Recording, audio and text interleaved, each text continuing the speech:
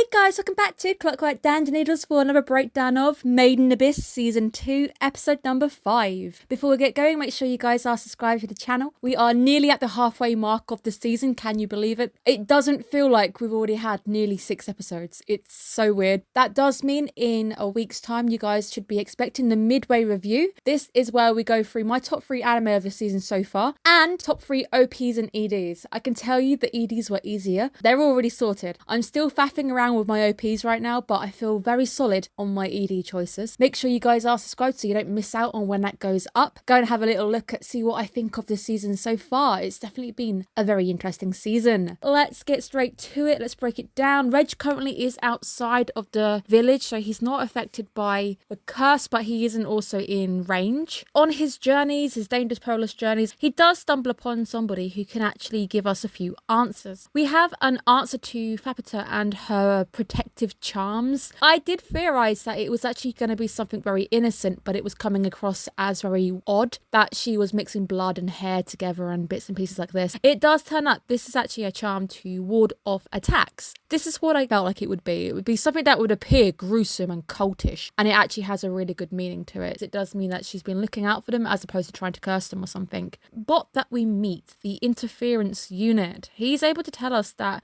Reg is also a similar unit to himself, but Reg is very different. He doesn't know if he's made by the same person because normally these units can't climb levels, and we know that Reg has been able to go up and down. We're expanding on the big mystery that is Reg. Who made him? Why is he missing data? And definitely on the train that Fapita had a hand in creating him, but why has he forgotten things? Continuing the mystery line this week, we have one of the 3 sages, and he tells us that the 3 sages essentially created the entire village. I don't know how old the village is, but I've now got some theories. We are told that Nanachi, whenever someone smells Nanachi, they're always like, she smells like the sun. I think humans smell like the sun. They live underneath the sun. My theory is that the 3 sages themselves are members of that traveling group that we first saw in episode number 1. I do like how humble the sage is, though. He is acting carefree. He's pretty like yay, doing a whole slappy hand thing, eating in public, being quite humble. You did create the village, but you're sat out in public, chilling out with everybody, not acting like a superstar or anything. Learning the language. This is the kind of stuff that I really do like, is when a world starts to add colour to itself, broaden its horizons, and even add information about the word system. There's a value and then a word. Mother is like 20% or something. So you add the word for 20. Very interesting that all the words based on this idea of values. I'm guessing something like life is 100% maybe. Maybe life is the biggest thing. But it's really nice to see Riko again with that love of learning, trying to understand older things around her, being able to hopefully conquer the language barrier that's getting in her way, even though she is happily talking to somebody without the use of the language anyway. But it is nice to see that continuing. We are on the hunt to find out the secret of the village, and Riko ends up getting pointed in a very odd direction.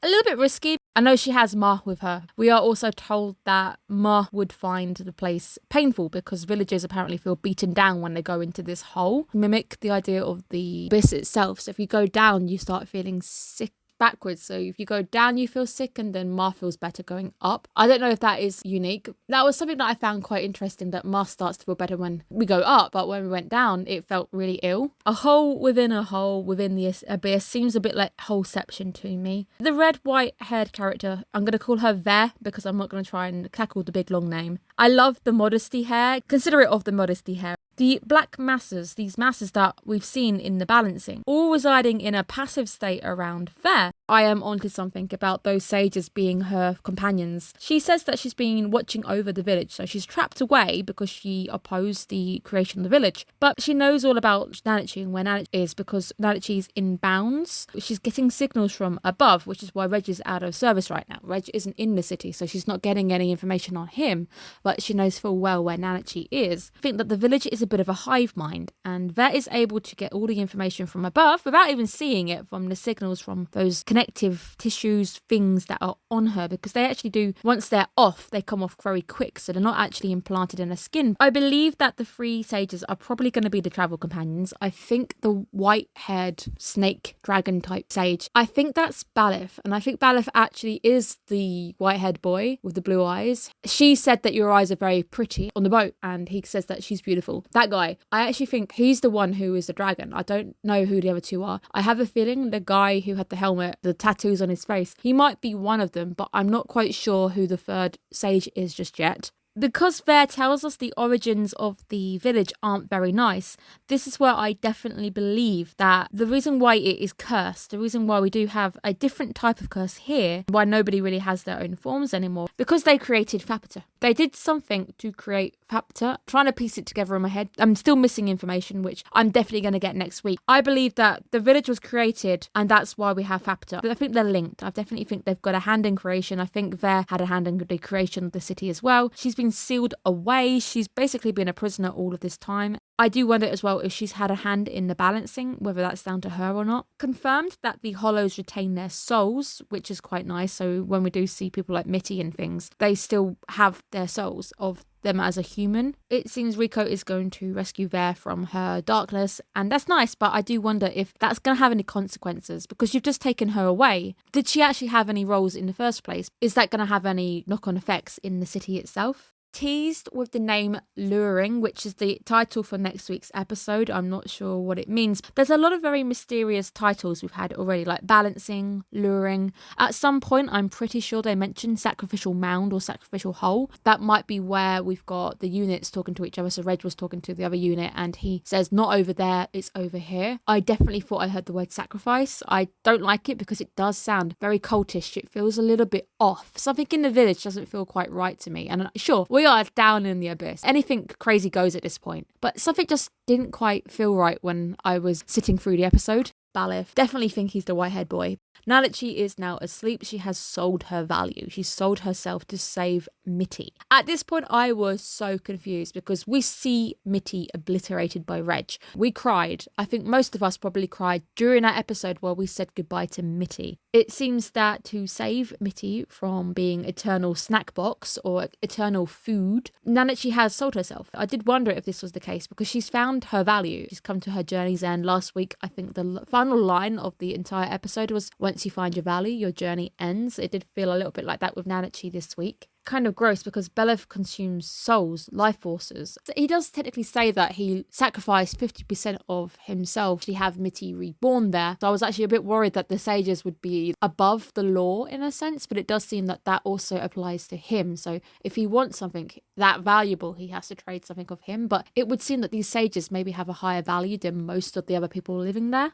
I completely forgot that Riko, of course, was unconscious during the Mitty sequences. She had a very disgusting wound, which was also one of the more traumatic episodes of season 1. She just kind of remembers the eyes because I think Mitty was there up close licking her or something, because she suddenly recalls this is the presence that was with me in those dark times, and she also recognises the eyes. Bondrewd brought Mitty down. Beleth wanted to trade for Mitty because Mitty is basically eternal, immortal, never going to die. Bondrewd refused to trade. It was like, yeah, nah, nothing you can give is probably good enough for Mitty. Bondrewd has definitely visited the town and returned back. Now, I know the thing with Bondrewd is that we can't really tell if he's still got a human body or not because he's got the powers to put his genetics in basically any other kind of beings. Whether the Bondrewd on that trip was actually Bondrewd or one of his clones, we can't tell. Something of Bondrewd has gone down and come back up again. So if he can do it, does that eradicate the idea that maybe we can go back up? If it had been a clone, then I don't think it matters if the clone goes back up with it. But he must have come down with a group of people, whether they were all himself or not, I'm not quite sure.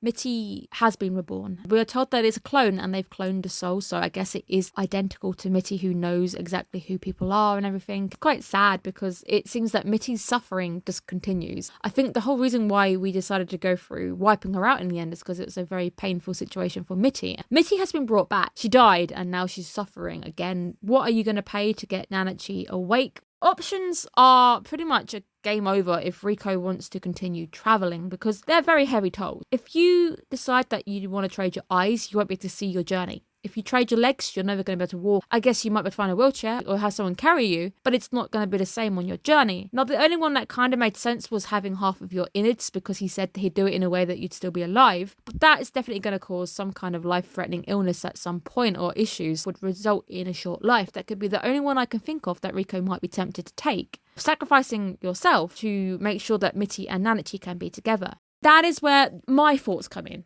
should Mitty even be allowed to continue to live? Now, we've already gone through the pain of ending Mitty, ending her suffering, and we know that her existence is just pure suffering. She's already died once. I know it was painful for Nanachi, but she did come to terms with that suffering, that ending. She did come to terms with it. I don't know if there's going to be a way for, if Mitty's existence suddenly ends, whether that means Nanachi has to be awake again because that trade is no longer valid or something. I just think something's going to happen to stop Riko making a sacrifice in the first place. I just have a feeling that might be the way we're going. But if we do have to make a choice, I think it's going to be the innards thing. It will mean that Riko's life is going to end at some point quite shortly. Nice cliffhanger to end on. And this anime, I think most of the episodes are ending in cliffhangers, and it makes me hang on and want the next episode. I love Made in Abyss. It's just traumatic, disgusting, dark, depressing. In the darkness, we find these nice little lights. At least in a sense, if you want to look at Nanachi, she is happy in her sleep because she's found Mitty again and they're holding each other. Silver lining going on there. Fantastic episode, lots of questions, a few answers been given as well. I definitely feel certain that the ballad character, the sage, is the guy from the boat. I'm guessing that there's one more person I haven't remembered, and they're also one of the sages. I have a feeling the original travellers were the sages and they founded the city. She must have had a falling out with them because she probably wanted to protect Fapita, and I'm guessing they sacrificed Fapita to create a city or something. Veg was like opposing this, that's why they basically locked her away. What happens if they catch her because she's now out? Her being out could lead to issues outside in the village if something was running off her being down there. Can't wait to see what happens next week. I hope you guys are having a great week looking after yourselves. Take care, guys. See you in another video. Bye bye, guys.